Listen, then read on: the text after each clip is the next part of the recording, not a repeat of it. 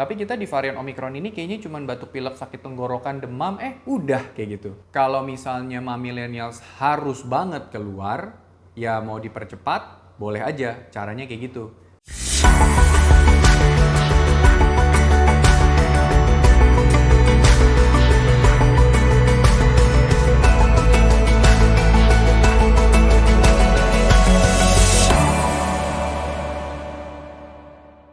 Halo Millennials, kembali lagi di video YouTube kita hari ini bersama saya Dr. Gary. Dan hari ini saya mau coba klarifikasi apa itu karantina, apa itu isolasi. Mungkin kita suka ngomong kayak, kena COVID lu, karantina dulu. Ini orang luar negeri, pulang dari sana, kenapa sih dia karantinanya cepat banget? Sebenarnya istilahnya tuh mana sih yang tepat? Oke, dua-duanya sama-sama memisahkan diri dulu dari masyarakat supaya kita tidak menularkan, intinya seperti itu. Atau kita berpotensi menularkan. Cuman di sini saya mau coba pertegas supaya kita tidak salah kaprah tentang dua istilah ini. Karantina ini adalah untuk orang-orang yang sehat. Pada saat itu tidak ada gejala, pada saat itu PCR-nya negatif, dan mungkin dia terpapar, mungkin dia ada kontak erat, tapi pada saat itu dia masih sehat-sehat aja. Oke, itu karantina. Kayak misalnya kalau millennials lihat di berita, sekarang orang-orang yang masuk dari luar negeri atau warga Indonesia yang pulang dari luar negeri, maka karantinanya bisa dipercepat. Cuman 5 hari. Emangnya boleh? Kenapa nggak seminggu? Kenapa nggak 10 hari aja? Millennial stay tune ya, saya akan coba ceritain dasarnya kenapa seperti itu. Nah, kalau misalnya untuk orang-orang yang sudah 1 kali divaksin COVID, maka karantinanya itu harus 7 kali 24 jam. Kalau orang-orang yang sudah 2 kali divaksin COVID, maka karantinanya cukup 5 kali 24 jam. Nah, kalau dia sudah di booster, baru-baru ini ada berita yang menyatakan kalau karantinanya cukup 3 hari saja, 3 kali 24 jam. Oke? Nah, kalau misalnya selama di karantina itu ternyata dia tidak ada gejala apapun, maka 1 hari sebelumnya dia boleh di PCR. Lalu kalau misalnya negatif, maka dia boleh selesai karantinanya. Tapi kalau misalnya ternyata dia ada positif, atau dia tiba-tiba muncul gejala, misalnya jadi demam, batuk pilek, dan lain-lain, dan ternyata PCR-nya positif, maka dia harus lanjut ke yang namanya isolasi. Oke, isolasi ini untuk orang yang sakit, yang PCR-nya positif dengan atau tanpa gejala.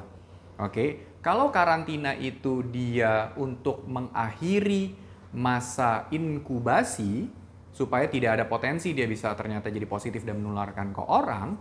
Kalau isolasi ini untuk menghindari atau mengakhiri masa penularan supaya tadinya positif tidak menjadi menular atau mempositifkan orang-orang yang ada di sekitarnya. Oke. Nah, berdasarkan peraturan daripada Kemenkes Republik Indonesia, maka isolasi ini wajib dilakukan selama 10 hari minimal. Oke, kalau tidak ada gejala. Tapi kalau misalnya dia ada gejala ringan sedang, misalnya ada demam, batuk pilek, lalu mungkin ada sesek-sesek nafas sedikit, tapi saturasi oksigennya masih di atas 94%, maka dia tergolong ke dalam kategori yang ringan sedang.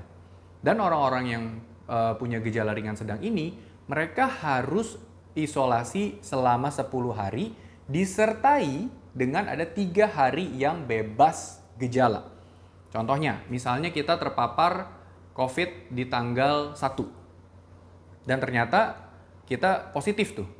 Maka kita perlu isolasi selama 10 hari. Berarti tanggal 2, 3, 4, 5, 6, 7, 8, 9, 10, 11. Oke, 10 hari semenjak kita positif. Oke, kalau nggak ada gejala, maka di hari ke-11, tanggal 11 atau hari ke-10 tadi, kita sudah boleh selesai isolasi. Tapi kalau misalnya kita ada gejala, maka kita harus ada 3 hari yang kita perlu sama sekali tidak ada gejala itu, baru kita boleh selesai isolasinya. Misalnya ternyata di tanggal 8, kita sudah mendingan nih. Lalu di tanggal 9 tidak ada gejala sama sekali, 10 tidak ada gejala sama sekali, dan tanggal 11 juga tidak ada gejala sama sekali, maka boleh selesai isoman. Tapi kalau ternyata kita gejala-gejala yang baru membaik di hari ke-10 atau di tanggal 11 tadi, maka kita perlu ada additional 3 hari lagi. Berarti di tanggal 12, tanggal 13, dan tanggal 14 untuk kita bisa menyelesaikan isolasi kita. Nah, tentunya kalau misalnya terjadi ada perburukan gejala, makin sesak napas, lalu ternyata saturasi oksigennya di bawah 94%, maka itu harus lanjut lagi tuh isolasinya. Mungkin perlu dirawat juga ke rumah sakit. Tapi masalahnya, varian Omicron ini kan tidak segimana-gimana banget ya, Dok. Kalau misalnya dilihat dari varian Delta, kayaknya banyak banget rumah sakit sampai full, yang masuk ICU juga banyak, yang meninggal juga banyak. Tapi kita di varian Omicron ini kayaknya cuma batuk pilek, sakit tenggorokan, demam, udah kayak gitu. Memang betul, 90% kasus yang saya lihat memang seperti itu. Tapi tetap ada loh 10% yang berat, yang harus sampai masuk rumah sakit dan bahkan ada yang meninggal juga. Oke, jadi mungkin ini saya ngomong ini untuk 90% milenial yang amit-amit kalau kena COVID dan kena COVID-nya ringan di varian Omicron ini. Karena banyak banget yang ngerasa kalau misalnya dia cuma sakit sebentar, gejalanya cuma ringan, lalu dia udah nggak tahan. Saya nggak bisa nih, Dok, disuruh 10 hari isolasi, saya banyak kerjaan. Saya mesti keluar, saya mesti ngurusin banyak hal deh, nggak bisa cuma di rumah doang. Saya pakai masker deh kemana-mana, tapi saya meeting juga nggak ketemu siapa-siapa deh. Atau misalnya nggak buka masker deh, gitu. Boleh nggak sih sebenarnya? Nah, kalau misalnya kita lihat dari peraturan yang dilaporkan atau studi yang dilaporkan oleh CDC, memang sebenarnya nggak cuma orang Indonesia doang yang kayak gitu. Ternyata orang-orang di luar negeri pun juga sama. Mereka tuh nggak bisa bener-bener tahan isolasi selama 10 hari. Cuman 25-30% dari semua orang yang isolasi itu bisa bertahan selama 10 hari. Nah, kalau kayak gitu bahaya dong kalau misalnya kita tidak ada guideline yang terbaru karena ada perilaku manusia yang tidak bisa dikontrol nih. Karena memang paling sulit kan kita ngatur orang. Nah, jadi berdasarkan penelitian yang dari CDC pada 117 penelitian di 13 negara, itu dia menyimpulkan kalau ternyata COVID itu bisa menular 2-3 hari sebelum muncul gejala atau positif sampai 8 hari kemudian semenjak positif atau muncul gejala. Tapi yang paling menularnya itu adalah di 5 hari pertama sejak kita muncul gejala atau kita positif. Oke, jadi isolasinya itu dikonsentrasikan di 5 hari tersebut. Dan kalau Mamilenials belum nonton, saya juga udah pernah post video jadul banget kalau misalnya isolasi mandiri itu sebenarnya cukup 5 hari. Nah, ini saya mau pertegas lagi karena ada update yang cukup baik karena penelitiannya juga udah sampai 117 penelitian di 13 negara.